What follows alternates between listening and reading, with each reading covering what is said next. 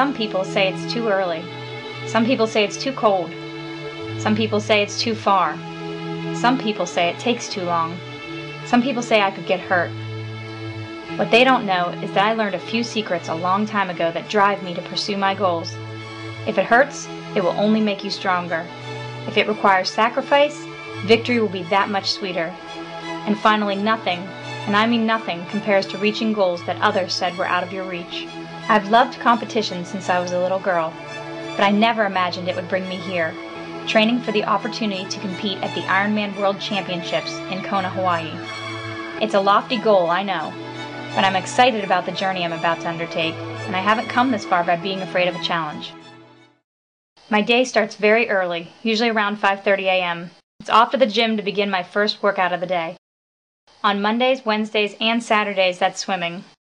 It took 8 months of practice and drills to learn the most efficient strokes and the correct body position in the water.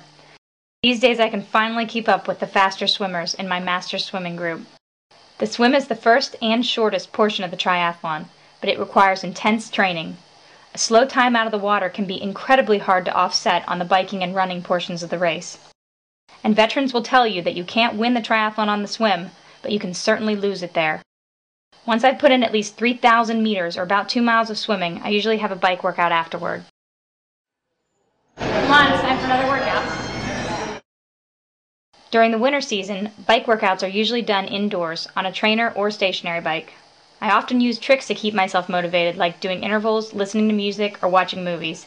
The bike is the longest portion of the triathlon, at 56 miles during a half Ironman or 112 miles during a full Ironman. So in terms of training, it takes the largest amount of my time. I bike 4 to 5 times per week and anywhere from an hour to 4 hours at a time. Running. It's where my athletic career began and where the triathlon ends. I started running at the age of 14, and I've never stopped. So needless to say, it's my favorite of the 3 sports. It's nice to have the last part of the race be the strongest of your events. I typically spend 4 days a week running. Some days are devoted to climbing hills, while others are focused on interval repeats on the track.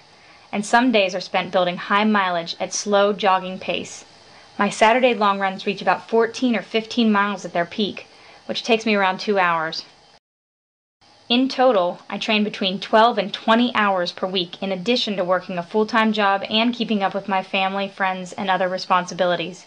I don't watch much TV, but I don't feel like I'm missing much. I love what I do, and at this point in my life, I wouldn't have it any other way. I'm fortunate to have the opportunity, to have the ability, the time, and the means to train the way I do. I'm also constantly surrounded by other athletes in my area that are also training and striving to reach their goals. Some of my friends and family think I'm crazy, but they have always been encouraging and supportive, no matter how ambitious my goals have been.